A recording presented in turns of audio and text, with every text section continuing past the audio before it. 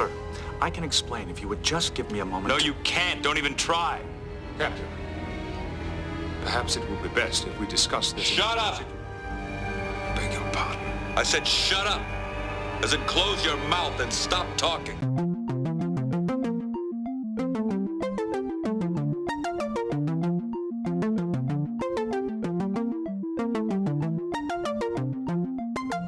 Hello everyone, welcome back to Fully Functional, a TNG podcast. I'm Maggie, joined by Jeff and Dory. Yo. Jeff and I are huge Star Trek nerds. Dory's a Star Trek novice, and we are taking her on our first journey through Star Trek: The Next Generation. Today we'll be discussing the Season 4 episode, Future Imperfect. Original air date, November 10th, 1990.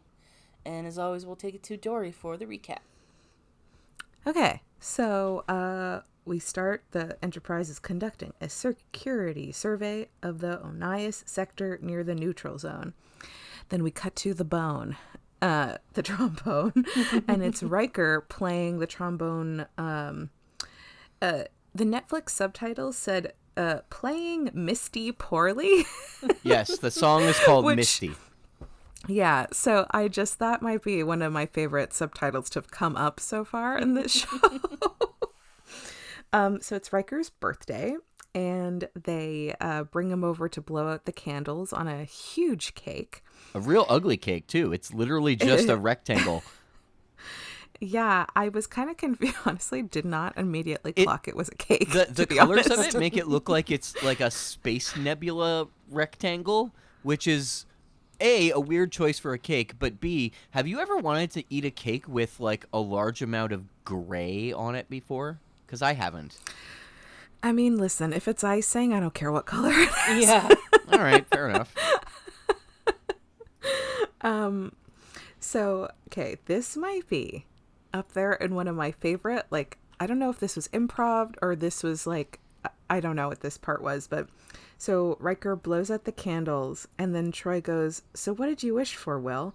And then there's like a really weirdly long pause, and then she hits him in the arm, and he just goes, "Music lessons," and then they all laugh, and that just felt like I loved that so much, but it did not feel like it was part of like the script or something. It felt very like real. The episode in general, I find has a bunch of points where there's like awkward pausing or awkward editing with it. That one is definitely funnier, but like even earlier there's a moment where Troy's delivering a line to him about how they say that some things get better with age. Hopefully your music playing will be one of them, and you'd expect that it's a joke that she's telling, but she has like a completely dead serious face on, and like he doesn't even look at her after she says it, and I'm just like, you guys made some odd choices here.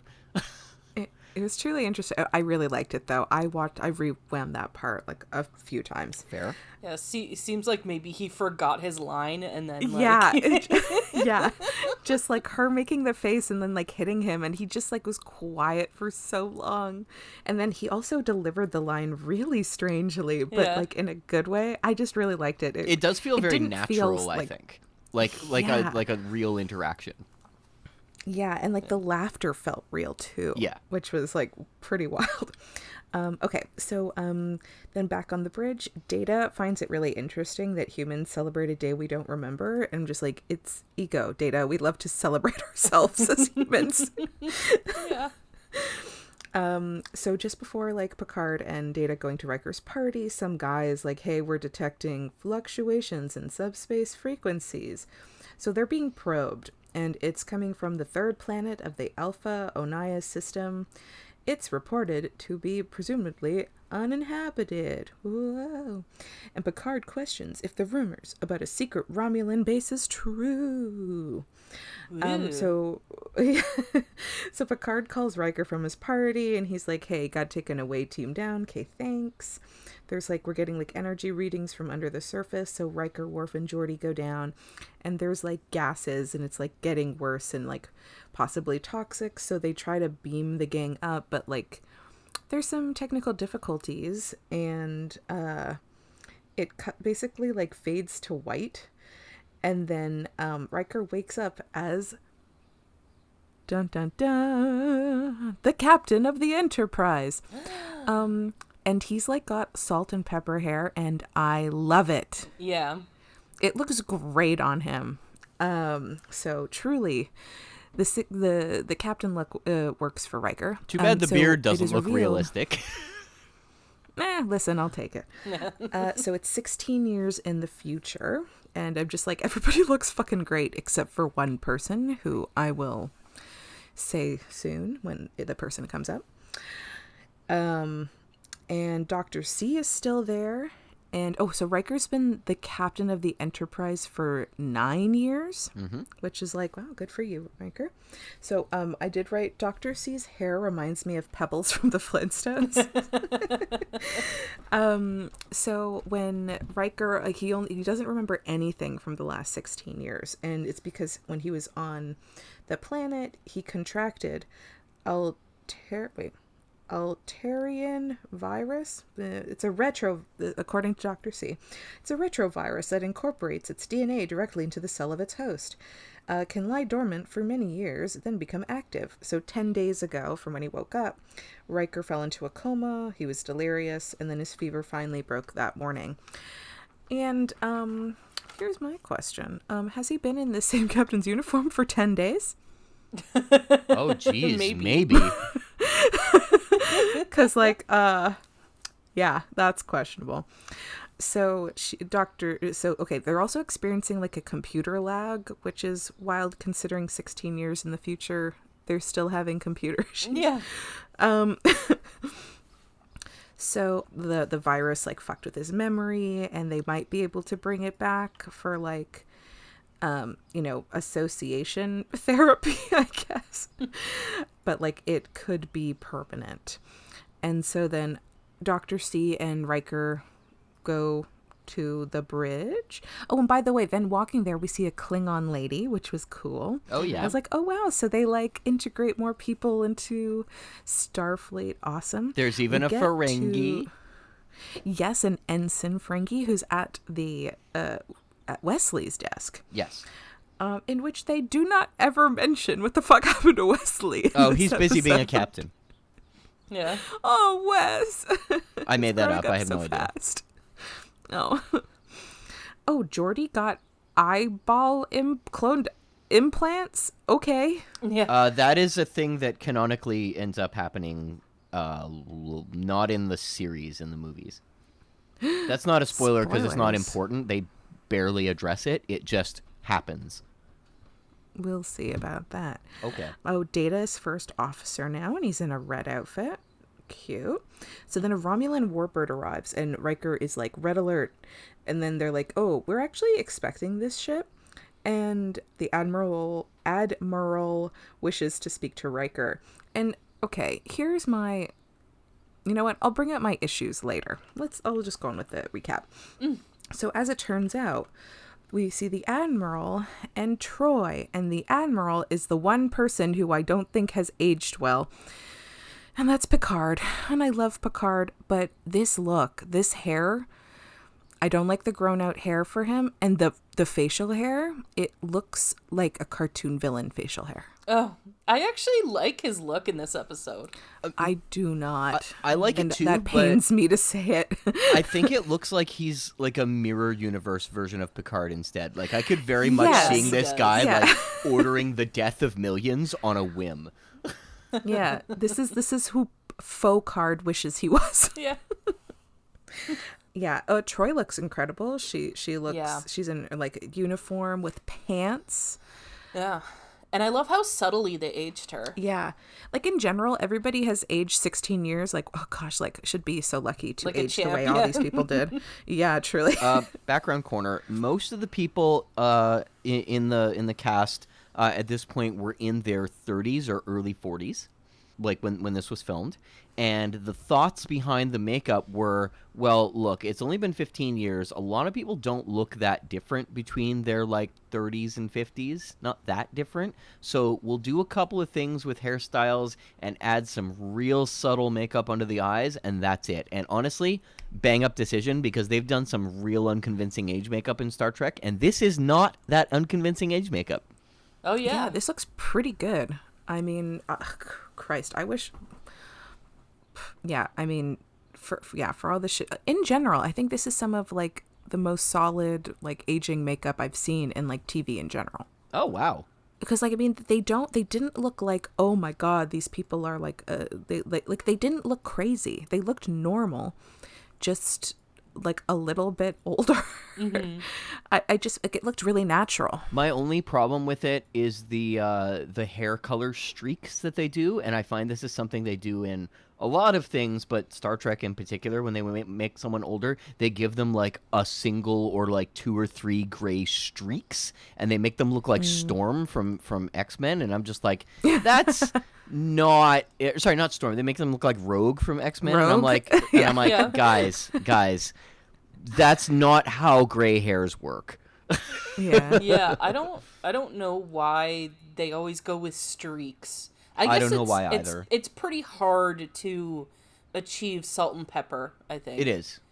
Yeah. So I mean, I'm streaks is fine with easier. it. It gets the Oh, idea yeah. across, but I don't believe that. Yeah. It does look good though. I agree. Yeah. It's good. Yeah. Okay, so so Picard is there with Troy because there's a like doing an alliance with the Romulans. So basically 4 years ago there was a Romulan battle cruiser that strayed into Federation space. Its warp coils had collapsed, life support was failing, and Riker and the Enterprise saved them. The Romulans were super impressed, so they started to talk, and Riker has become the key spokesman in securing the alliance with the Romulans. I mean, it's basically the story of the Enterprise C, except told with the Enterprise D instead. So now Riker, they have to escort the Romulan ambassador to the final session where Riker will complete negotiations and sign the treaty. Okay, I've got some thoughts here also, but I guess I'll come back to that. So, okay, I can't wait on this. How could they fucking let Riker be in charge of this stuff when he clearly has no fucking memory? This feels like a massive, like, I know that because of what happens in the end, Yeah. it, like, makes sense, but I was losing my mind here, being like, how could Data, how could Picard, these like rational people, let Riker still continue with this? Because even Riker's like, I don't think I should be the person for this, and everybody else is like, no, even though you don't remember shit, you're definitely the person Yeah. for this. I think And that drove me crazy. I mean, how could they let him? I know what you mean, because I feel the exact same way, but I think that's like purposeful. I think that's supposed to be Yeah. like, Yeah, the episode like- is basically dropping hints on you about it. yeah, it's Yeah. purposefully dropped like red flag, like Yeah. to let you know something weird is up. Yeah, honestly, I didn't think anything. Okay, so like for listeners, it took me 4 hours to watch this episode. I got very distracted, and so like because I watched this in so many clumps yesterday, I honestly did not occur to me something was up. Other than obviously I knew like this wasn't real, like there was something like a catch here, because Yeah. like how could we go 16 years in the future and just like carry on? Yeah. But I was like, I wasn't thinking about like what the catch was. I just was like, I guess I'm along for the ride, but I'm angry. Yeah. Oh yeah, so then Troy's like, okay, I'm gonna take you to your quarters, and Riker's like, I've had enough surprises for one day, and I'm just like, lol, are we about to meet like his family? And Oh my then- god, another episode about family? Oh, season 4 is the family season. Kind of is. So then we meet a child, Yeah. and he's playing 3 blind mice on the trombone, and then he goes, hi dad, and then we learn this child's name is Jean-Luc. Yeah. And I wrote in my notes, I'm sorry, is this fan fiction? Also, it's pretty fucking weird to name your kid after your friend. like after your Yeah, boss. Your captain. That's really weird. Yeah. But to avoid confusion, even though I never call Picard Jean-Luc, I'm just gonna call this kid JL. And so Riker is of course in shock, and he's like, "Hey JL, could you like go to a different room for a sec while me and Troy talk?" So he goes to a different room that has no door, so he could obviously hear everything. Super chill. So he's like, who's this kid's mom? And then Troy tells us that Min was beautiful, of course, strong, intelligent, patient. And she also died 2 years ago in a shuttle accident. Yeah. And she was the ship's counselor. Well, she leads with the shuttle accident. Yes. And I just wrote, wow, like Riker has a type. Yeah. He likes a counselor. So then we hear JL playing the trombone again, and then like Riker almost shows him how it's done, but he fucks up again, trying to play Misty. It's like, yeah, this seems about right, but I enjoyed it. Oh, Riker asks to like see his records, but then there's a computer lag again. Gasp. So then Picard calls Riker down for the session, and we meet, quote unquote meet, Ambassador Tomalak, the first Romulan to walk freely around the Enterprise. I thought he was familiar. We've met him before, according to Riker. Yes. Yep. We've met Which him. episode was that? We've met him in a couple episodes, and he was devious and a bad guy each time. Okay. So, yeah, I was like, red flag to this guy. Also, he was just creepy, though, walking around there, too. So, Riker is also conflicted. He's like, hey, Troy, Picard, can we, like, speak for a second? So, Troy doesn't really sense betrayal, but Riker is still, like, sketched out by this guy. So, Riker is then called down to sickbay because JL broke his wrist playing Parisi's Square. Did I say it right this time? Parisi Squares. Yes! Yeah. I said it. Oh, but I said square instead of squares. Fuck! So close. I'll get there one day. So Dr. C is basically like, you're bummed? Your son lost his mom and sort of lost his dad because you can't remember him. I was like, wow, Dr. C. Yeah. I mean, That seems Dr. like C harsh being even real. for you. Yeah. I find like JL was like very well adjusted for a child, and I put in my notes, I guess Kyle hasn't come into the picture very much. Yeah. I kind of assumed Riker would be a good dad. And then, like, JL was like, yeah, you are a good dad. And they hug, and they're like, oh, yeah, we should, like, build new memories, and we should go to Curtis Creek program on the holodeck. It's like fishing. I don't care. Mm-hmm. And, like, yeah, Mom loved the creek. She, like, fell in or whatever, and they, like, did picnics there. Like, okay, cool.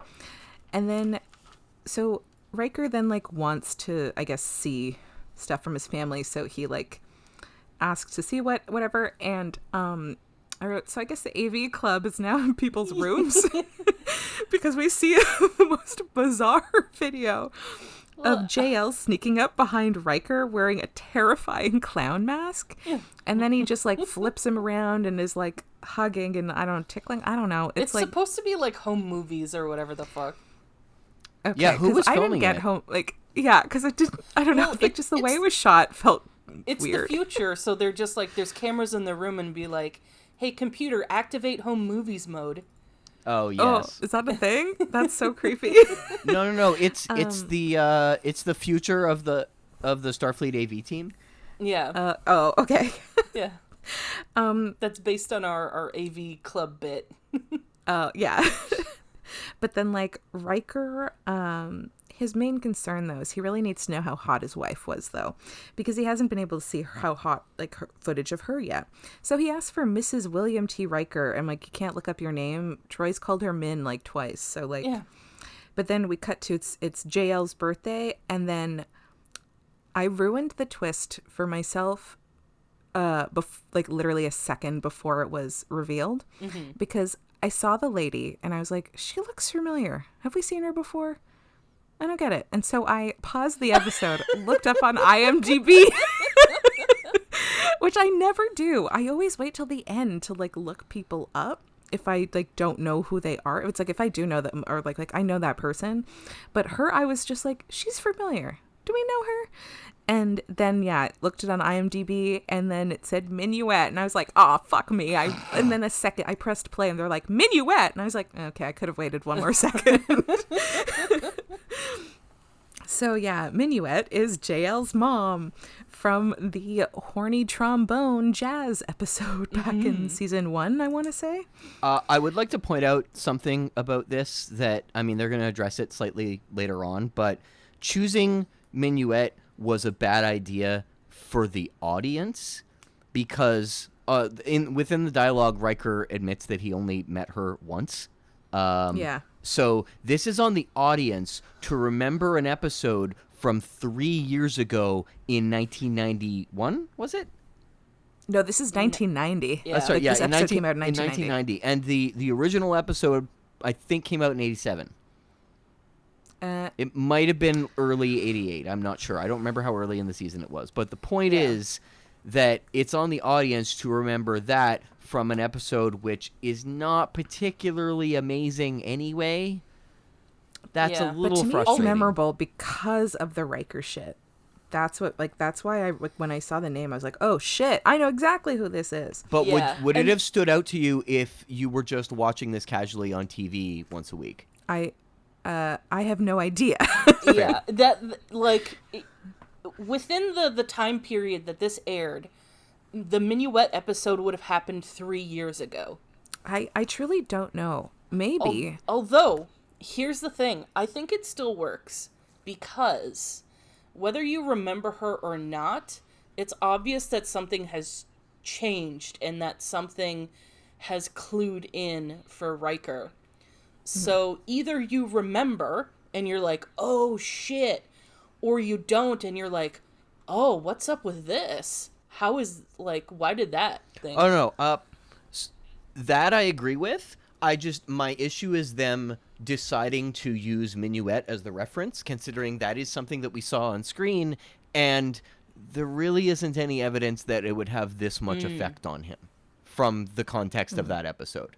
Well, the whole thing about the episode was that she was like specially designed to like Spoilers. I know, I'm just talking about what we saw on screen between their interactions. Oh, sure. Yeah. I mean, I doubt it, but it's Star Trek. Yeah, I know. I'm just personally think it was not the best choice for them to make. But in an episode that is full of choices that were not necessarily the best to make, I think that's totally fine. But here's the thing. Yeah. I think it's a very clever choice, though. I think it's a clever choice because it's like, you know, what's eventually going to clue him in, and it's like this one like glaring mistake is that they made his wife not a real woman. Mm-hmm. I mean, I'm not disagreeing with them choosing this as their as their trump for the mystery. That's not what I take an issue with. It's just choosing this specific reference from a writing standpoint towards the audience is my main issue. Yeah, I would say I get where you're coming from. I don't necessarily agree. Okay, that's fine. Yeah, because I think whether you get the reference or not, I still think it works. Yeah, I mean, I recognize the name. I wouldn't have recognized her. I just, like, she looked familiar, but I couldn't place her face. It wasn't until they're like, Minuet, and I was like, oh yeah, I fucking remember Minuet. Because they explain it later, too. Yes, anyway. they do. Yeah. Yeah.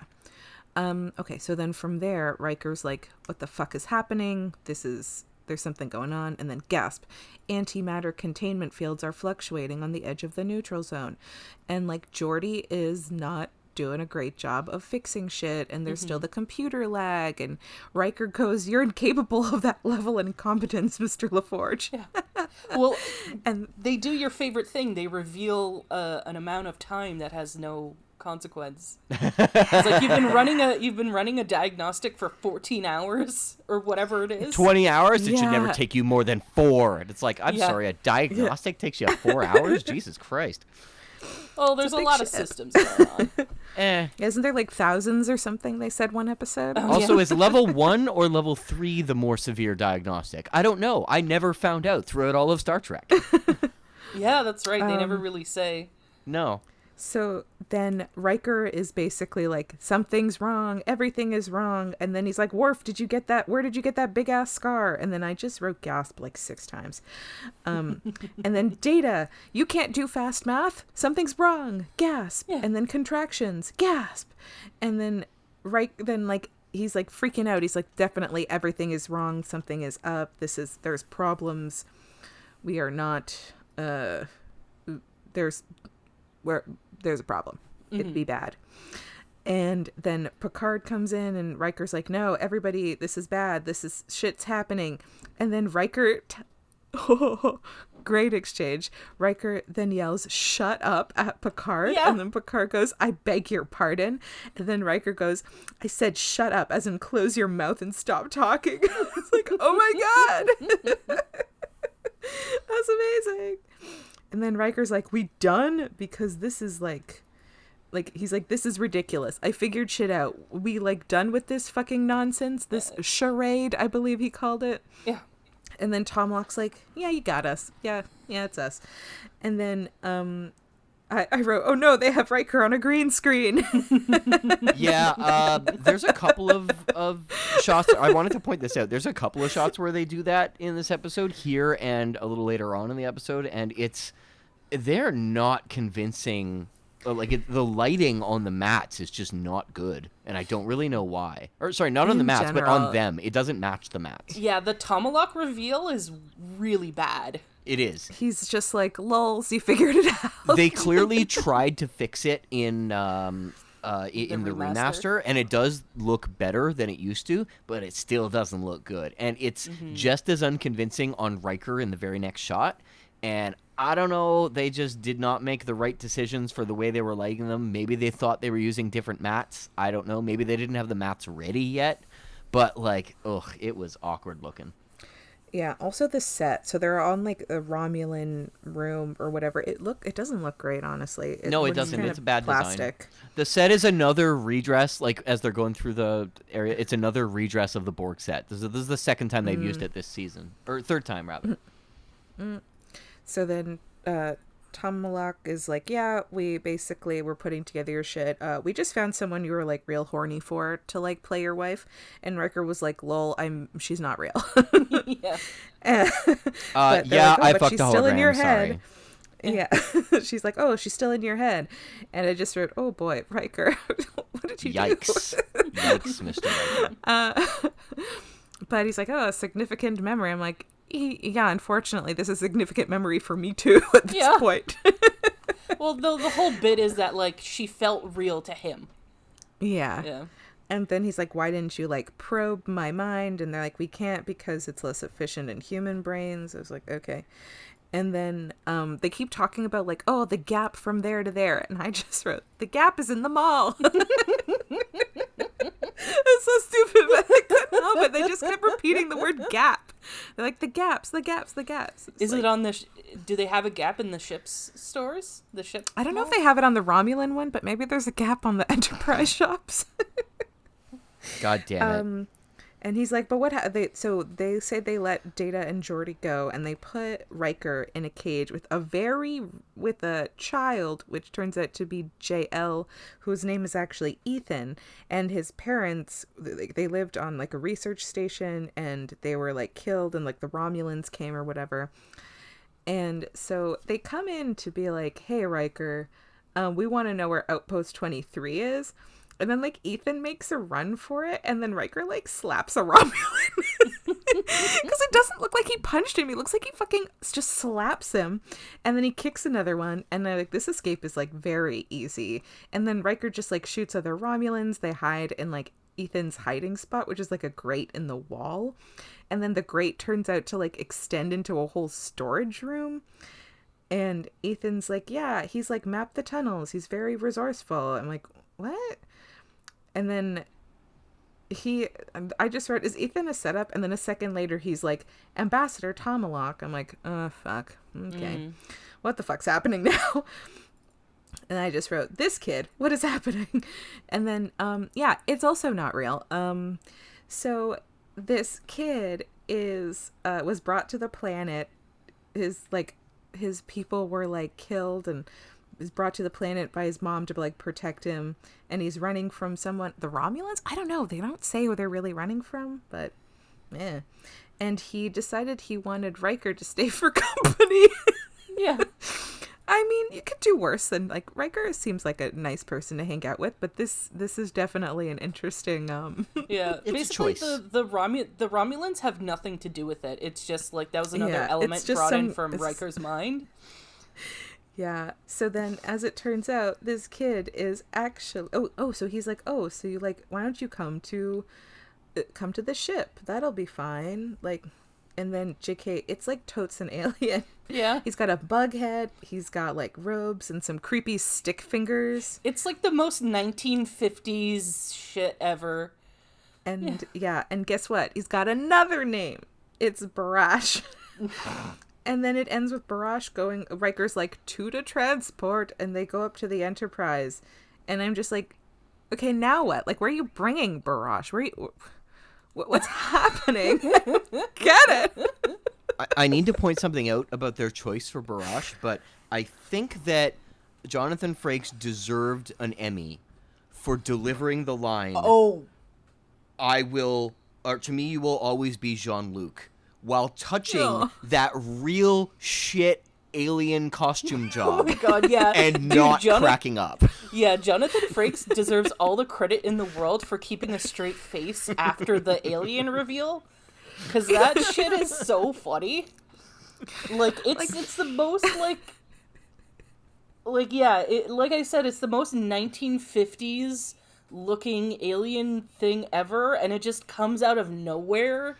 It looks like the kind of thing that would be revealed in the X-Files as a hoax. Yeah. Yeah. Yeah, truly. That was wild. I just... like, they had me like, I don't know. Once they revealed, like, Mignon, I was like, okay, there's some fucking shit going on. But then once they're like, okay, it's the Romulans, it's like, okay, that makes more sense. But then what the fuck with this Ethan? This doesn't make sense. This doesn't make any sense. So the story about Riker waking up in the future was a writer's room pitch, and it was one that they were all really happy about. They loved the concept of it, and they thought it would be a lot of fun to write. And as they originally wrote it, they didn't have the whole story about the Romulans in there. It was just Ethan, Barash, 1950s alien, whatever. And what ended up happening is, as they were writing it, they realized through the scripting process, this just feels like it was all a dream episode, just like what we thought we were going to do with Remember Me, and that's real boring. We need another layer to it. And so that's when they decided to add the Romulan layer and make it a little bit more Star Trek-y that way.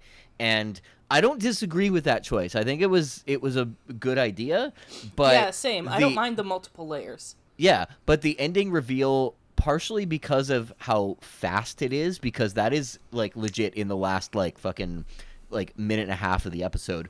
But in conjunction with the choice that they made for the alien makeup and all that, it does not land. And I think that's the real problem.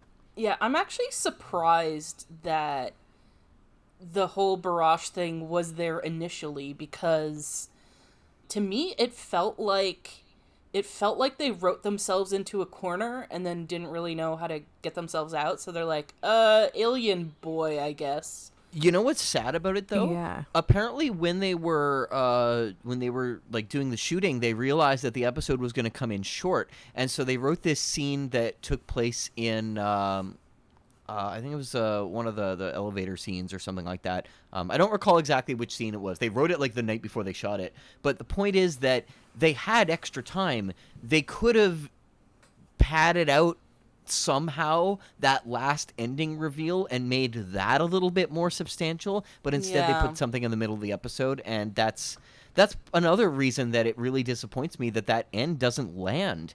And because of that, I came to this realization. I was talking with a friend of mine about it, and he said, I have fond memories of the episode, but watching it again, it just doesn't work. And it's not all that interesting, especially when you know the twist that's going to happen.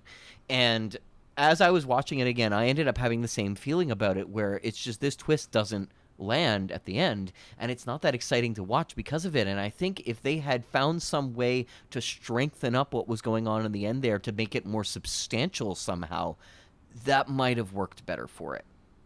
Yeah. because I mean the reason that he like has Riker for this is because he wants company. Like, bro, Yeah. that's not a good enough reason to hold Well, someone yeah, captive. that He's a is very child. Star Trek. Yeah. Yeah. Or is he appearing to us as a Yeah, child? that's 'Cause also very Star Trek. how old is he really for alien styles? That's actually a fair So, point. He might be real fucking old. Yeah.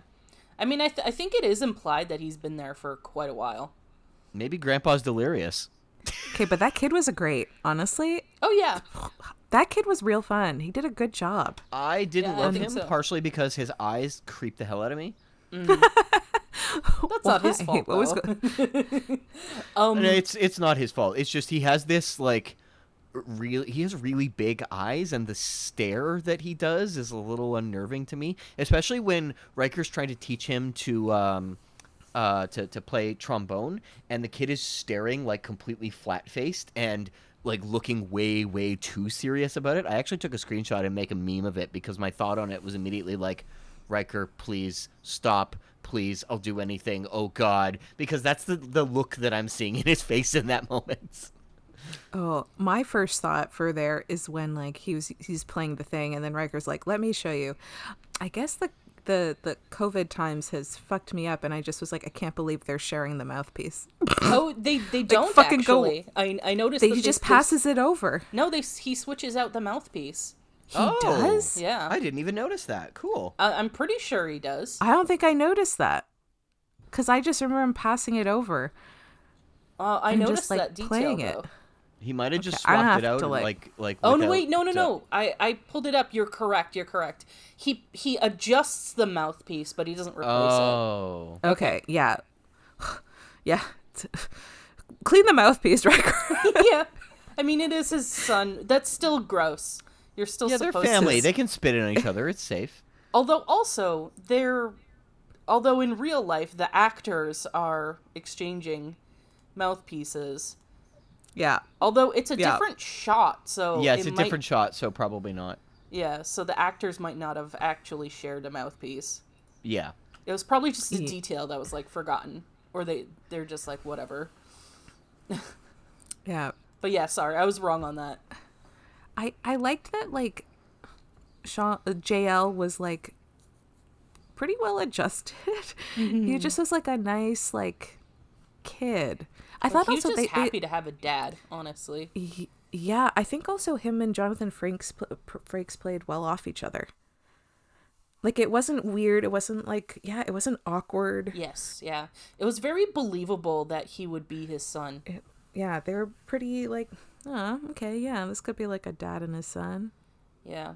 The thing is, like, I don't mind this episode. Like, even despite the ending, it's like, oh, okay, the ending's a letdown and a bummer. But the big thing is that, like, I feel like this episode is ultimately pointless. Like, I don't mind seeing, like, I have fun seeing their version of the future and stuff like that, but this episode doesn't really mean anything. Like, Yeah. maybe there's a bit of character development with Riker, being, like, seeing how he would be as a dad and seeing his insecurities and stuff come up on screen. It's a lot of stuff that's, like, implicit. Like, yeah, so you see his worries about him and Troy, right? Because in his version of because this is all based on his own thoughts, right? So in his version of the future, Troy basically does the same thing to him that he did to her, where he broke their relationship to go pursue career opportunities. You know? I had never thought of that. Yeah. He, like, the kid was there, you know, because he's a kid, but it also, like, the way that Dr. Crusher talks to him about his son is coming from his own mind, right? Being like, go easy on the kid, like, because his own father was so hard on him. You know, that kind of thing. So there's a lot of stuff you can imply through it to sort of give Riker some flavor. But I think ultimately this episode is pointless, as I said before. There's really no consequences to, like, at the end it's like it still is ultimately it was all a dream. So I was right. Yeah, it was still ultimately it was all a dream, basically. And then it's just like, okay, I'll rescue this alien boy at the end, and we don't even see what happens to him after.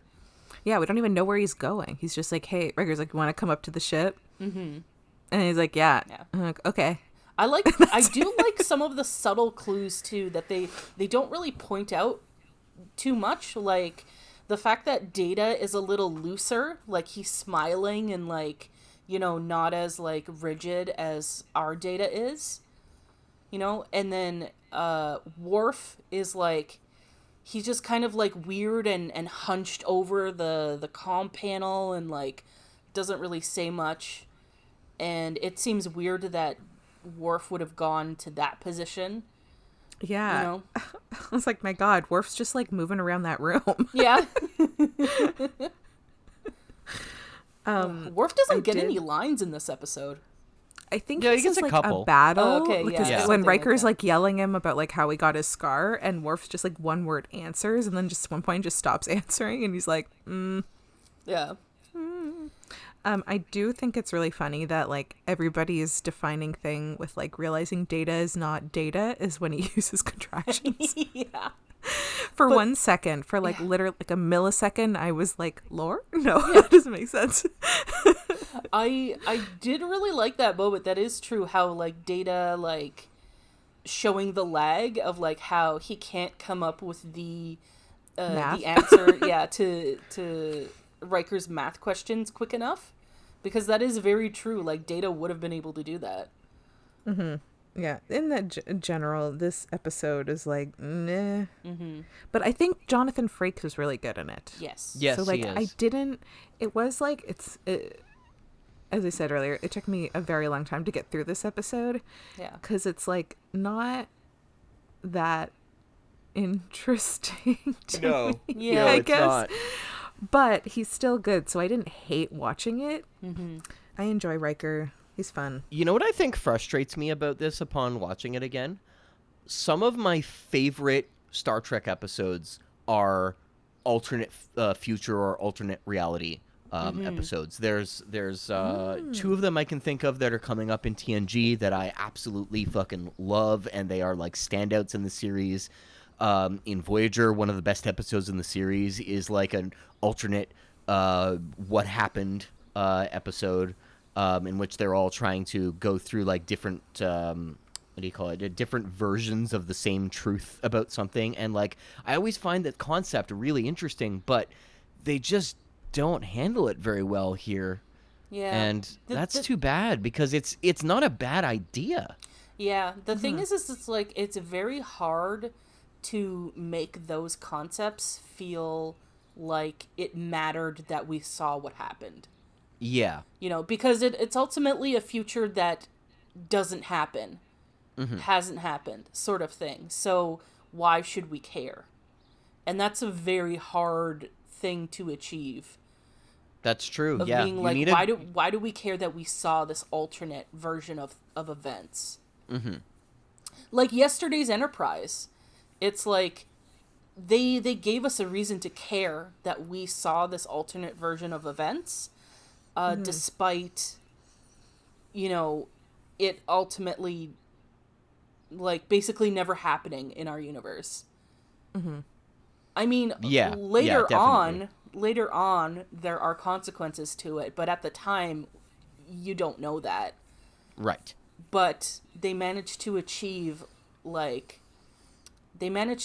reason for us to care that we saw this alternate version of events.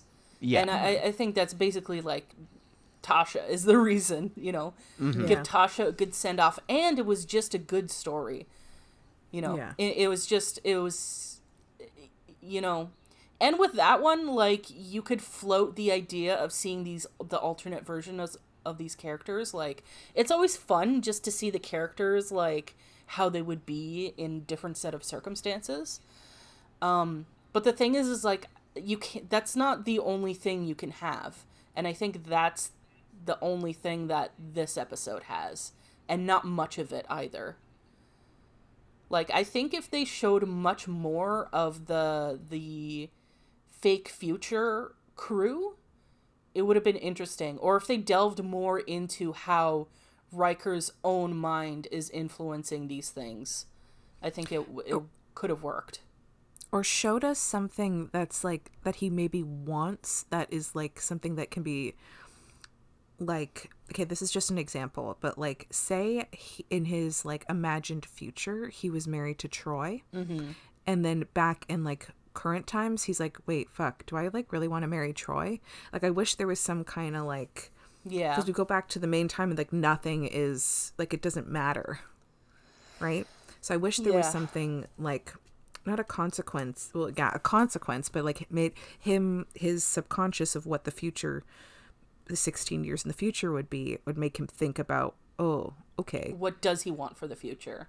yeah, Yeah. and what from there has like triggered it, or did he subconsciously be like, okay, well, I want this, and like I'm in a timeline where I can make that happen or something.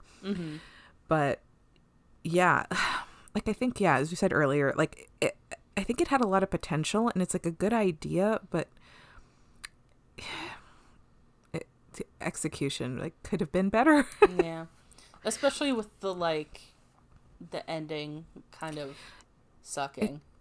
You know, it's funny. That seems to be like, if I remember correctly, like a bunch of the stuff this season is like the idea is good, but it could have been better. Yeah. Yeah. At least they're having good ideas. No. Yeah. So, hey, credit where credit is due, I guess. A little bit of credit. Yeah. Because it's like ultimately like not bad. Like, I think like you're not going to have a bad time watching this episode, but like you might be on your phone during it. You know. You'll have a time watching it. Yeah. Or you might go pay your credit card bill, might go walk around a house, might go do some online shopping. Yeah. I do think that, right, oh God, I had a thought now. Christ, where did it go? Oh, I remember. Okay, I do like that Riker still, even though like he's presented with the future that was his subconscious, he still was like, okay, but like, should I really be doing some of this shit? Yeah. Yeah. Like when they're like, oh, you have to go do this, like, the negotiations, and he's like, should I really be the one to be doing this at this point in time? So I Yeah. like that he didn't like buy into this all the way. He like still had his like, because it would have been so easy to just sort of jump in and be like, yeah, I'm going to do an alliance between us and the Romulans, but he was like, still had his like conscience, I guess, of like, hey, am I up for this? Am I able to even do this right now? Yeah, cause that's a big one. He's like, I don't remember the last like 2 decades of my life. Should I really be negotiating a treaty with the fucking Romulans right now? Yeah. So I like that he like does bring that up, and he's very self-aware. Yes. I have noticed that in the last, like, some of the, like, more recent episodes that Riker is self-aware of a lot of things. So I like that. I was a little annoyed about the decision at the beginning to pull Riker out to go do to go do an away team from his birthday, because it's like, you know, there's 1,000 people on this ship. Yeah. You really don't need Riker to do that. Oh yeah, I forgot. Yeah, it being his birthday is ultimately of no significance. Yeah, precisely. Like I think they were trying to connect it to be like, oh, like He's getting older. Here's your yeah, future. it's thematically connected, but that's it. yeah, but there's no like there isn't even a scene or like a line even about him like worrying about getting older, or you know, having some kind of thoughts on like what the future will hold, that kind of stuff. Like, or if they even had like a parallel of him, like the when he wakes up, it's his birthday.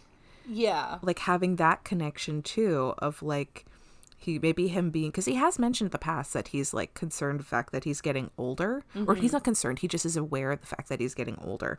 So if that was something in like his birthday wishes where he's like talks about the fact that he's like, oh boy, another birthday, getting older, and then we flash forward 16 years to another birthday where he's getting like, he just jumped that much older, to be like, fuck, like, stop.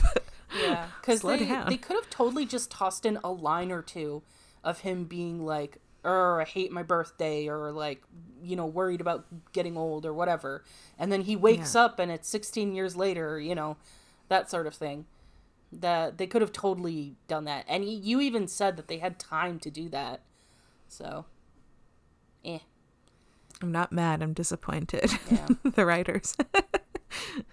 The only other thing I want to bring up is the actor who plays Tomalak, Andreas Katsoulis. I think that's how you pronounce it. I don't know. He's on Babylon 5 as well, and he's much more likable in Babylon 5. He really hated doing this episode. And I know that Dory, you don't really like Tomalak to begin with, so there you go. It won't be the last time that we see him. But he hated doing it because he's used to being, for this character, he's used to being the big imposing face on the other end of the screen, and he really enjoys that. And he found that he wasn't really able to bring that across when he was in person. And he did not enjoy the way that his character comes off as this, and he felt like he couldn't do that big imposing figure justice in the end, and that frustrated him. And that's too bad, because I kind of like Tomalak at the other end of the screen. Well, yeah, I thought he but was I kind of fine in the episode. I kind of agree with him in that, like, Tomalak is kind of a goofy villain. Yeah, because he has for that sure. like shit-eating grin on all the time, and it's real difficult to take him like 100% seriously. But that's why I do kind of prefer that he's the big imposing figure on the screen, because you can just turn him off. Yeah, his character doesn't really suit what they needed him to do. Although I don't think that's... I'm not faulting anyone for that, because I think it makes perfect sense for Tomalak to be the ambassador. Like, in terms of, like, where this story's going, yeah. Yeah, I don't have a problem with that choice. It is indeed an issue for the actor in the end, but for this particular character, I kind of agree with his perspective on that. Oh, yeah, that's what I mean. I think, like, from a writing standpoint, I think it makes total sense for Tomalak to play that role, to be where he is in the story. Yeah. However, it's just unfortunate that that character, especially with the way he's played, doesn't really fit. Yeah. I mean, we don't have any other reoccurring Romulan characters yet, so it makes sense that they went with this one from just like a storytelling perspective too. Yeah, especially one Riker would deeply mistrust. Yes, definitely. Also, okay, here's a question.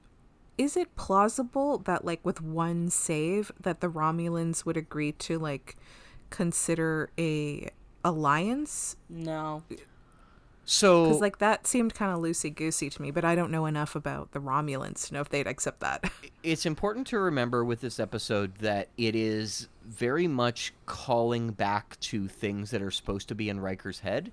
I don't know if it was a deliberate choice, but that is the same story that the Enterprise C has in the alternate reality in yesterday's Enterprise, and calling back to other like Star Trek things that people might be familiar with may have been a conscious decision there, because that's supposed to be the same reason in history that Klingons decided to make peace with the Federation.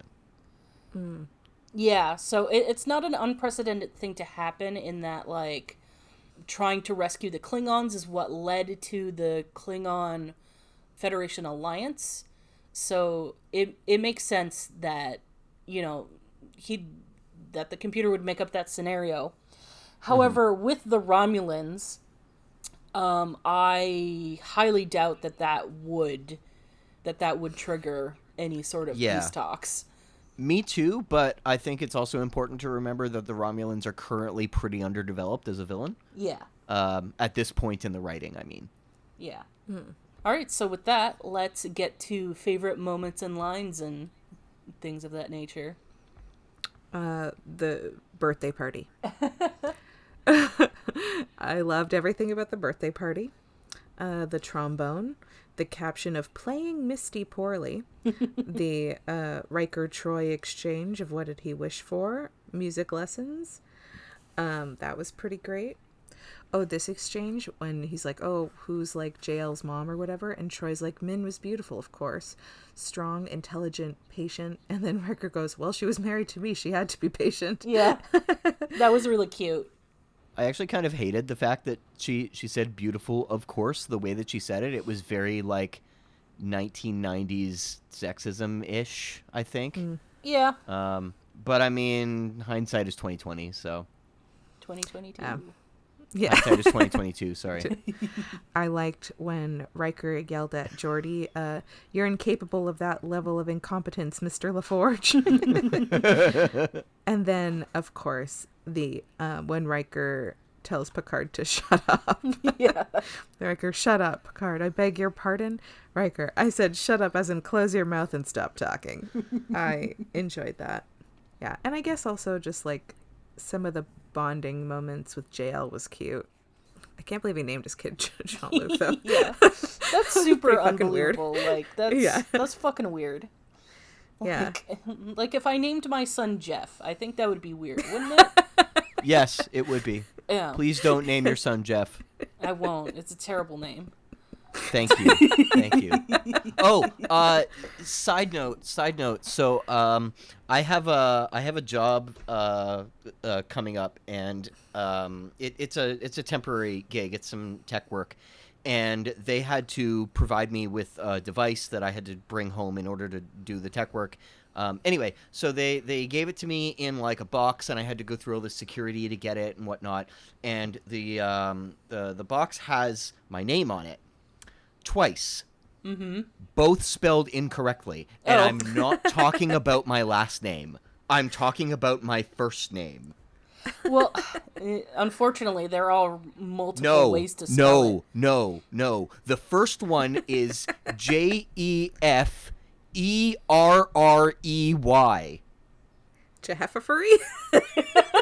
Jeffrey. Is that a Pokemon? And the second one is the same thing, except with 2 F's this time. I have never seen the name Jeffrey spelled with 2 R's before. Yeah, or 1 F. That's your Pokemon name? Yeah. Perfect. Jeffrey. Perfect.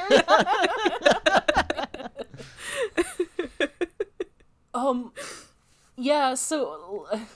That's really funny. Jeffrey.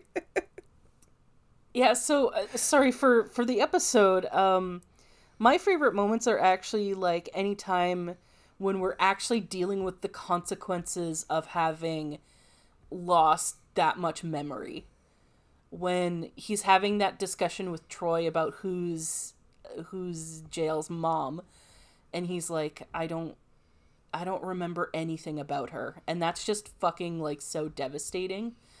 Mm-hmm. And then I think my favorite moment of favorite moment of the episode is the conversation that Riker has in the turbo lift with him, being like how, like, you know, I'm so sorry that, like, I can't remember anything. And he's like, you know, oh, it's okay. And he's like, no, it's not okay. Like, I want to remember. I want to be there for you, you know. And he has that nice line about, like, making new memories and stuff. And I just thought that was, like, really good. And also, like, really heartbreaking of, like, it ultimately ends up, like, you know, like, it was all a dream or whatever. But it is, like, just heartbreaking that he thinks, like, so much of his life has been stolen from him that he can't remember any of this. And that he has a son who he needs him and all this stuff. I just realized, okay, so, like, Riker remembers this shit then. So, like, is he not going to be haunted by the fact that he, like, had a son temporarily? It is never addressed again. Probably. His character should be, though, but... Yeah. Oh, yeah. No, I assumed they wouldn't address it, but I'm just thinking, like, in terms of, like, a human being, would you not be fucking fucked up the fact that you had a kid? Yes. And then, like, you actually started to, like, feel things for your fake child, and then, nope, it's not a real child. It's an alien. Yeah. This is a very traumatizing experience. Yeah. Those were my favorite bits from the episode. Shut up. As in, close your mouth and stop talking. Sorry, I just wanted to respond to you with that. The two that do it for me, for sure. Yeah. One of them was definitely, to me, you'll always be Jean-Luc. Because, but no, it's not cute. It's really funny. Oh, yeah. Like, I was cracking up when he said it. And I knew it was coming, it's very too. funny. Especially because he's saying it to this, like, ridiculous but, costume. honestly, the other one, and this one I didn't pick up on the first couple times that I watched it, but this may be the most glaring example of Troy having a moment where she's just saying the fucking obvious to someone when she says, "Will, I sense how upset you are," and it's like, you think. You fucking think. That was so funny. Yeah, oh my god, I totally forgot about that. That was so fucking hilarious. Yeah, like that's right before he tells Picard to shut up, right? It's right after. Yeah, which is what makes it even funnier. they're on the bridge, right and after, isn't it? Oh, because it's around that time. Yeah, it's like, I know it's in that scene because he's like freaking out with Geordi and Worf and Data, and then he's like, "Oh, I sense you're upset." Yeah, he's fucking dumb. shouting at everybody. What a fucking moment. Yeah, it's really fucking hilarious. I can't believe I forgot that. It's like, it's so insanely funny. I mean, it's That's right right. after he yells at Picard to shut up. Oh, so here's a question. Does Riker think that, like, Troy is, like, questionable at her job? That's a like, good she question. just states the obvious? I don't think so, because I think it's like Deanna doesn't have her powers because she's not real. You know, she's not telling Riker anything he doesn't know already because she's him. Yeah. But that is, oh god, it's such a funny moment. I don't know if they did that on purpose, but it's so funny. Knowing this show, I do not think it was on purpose. I think the show is most funny when they're unintentionally funny. Mm-hmm. All right, so let's move on to predictions for the next episode. The next episode is called Final Mission. Oh. And this is Wesley Crusher's final mission before he goes off to Starfleet Academy. Oh my god, is he leaving? Is he, like, actually leaving the show? No. Oh my god, Wes. Oh, we didn't barely even saw him. That's up to you, isn't it? Yeah. Oh my god, well, if he's going to the academy, what are they going to, like, cut to him in school for the rest of the season? It's just, like, Wes dealing with, like, school stuff, and then, like, where then the rest of the shit on the ship. Like, that does not seem likely. Oh my god, Wes. Oh my god. Well, like, I'm very happy for him that he's going to the academy. It's what he wants, but also, like, aw. Mm-hmm. Who else is gonna put the ship in so much danger by accident? Who else is gonna experiment with something that'll go really, really wrong? And just so you have something to go off of, the premise is that Picard is taking Wesley with him to deal with negotiations over a mining dispute. Oh. Yeah. Oh god, so Picard's gotta hang out with Wesley one-on-one again. Yeah.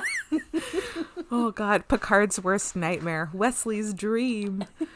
Oh god, are they gonna share a sandwich again? Who knows? That's up to you. It just popped into my head of, like, when we do the retrospectives, and Maggie, when you do your, like, the predictions, if I was right, wrong, whatever. Yeah. And you list, like, stuff that I've responded to. When you get to this episode, just like can hear you in my head going, we told you this. You said, will Picard and Wesley share a sandwich?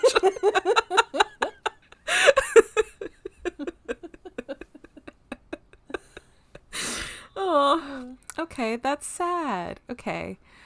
Maybe like Wesley is like wrapped up all of his stuff mostly on the ship. I do think this is it. Like, why would they call it final mission and then he's like stays? That feels like a really straight, oh my God, watch, I'm totally fucking wrong. And this is just like, lol, he missed the ship again and he's staying.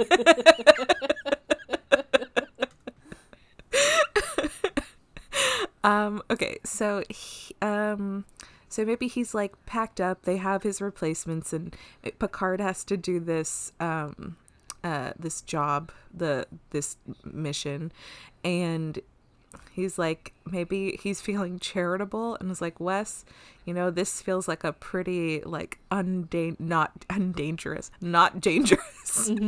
thing you want to like come with, I guess, to just like something cool or whatever.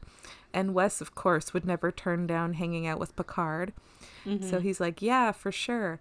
But then like maybe on the planet, oh, maybe he does, it's like a callback to the season 1 episode where he falls on the grass and gets arrested. And maybe Wes fucks up there. But then like, but Picard doesn't get angry. He's like, listen, this is just like, you got a lot to learn, but you're going to the academy. And like, this is stuff like, you're young, you'll learn. And this is like a hiccup that is like fixable. Yeah. But like, you'll be fine. And then and maybe Wes like is able to come up with a solution because he is boy genius. So he comes up with a solution that like helps Picard maybe think of something that can fix the conflict in the minds. Yeah. That's what I'm going with. All right. Great. Well, if you'd like to see if Dory's correct, watch along with us and join us for the next episode of Fully Functional, a TNG podcast. Goodbye.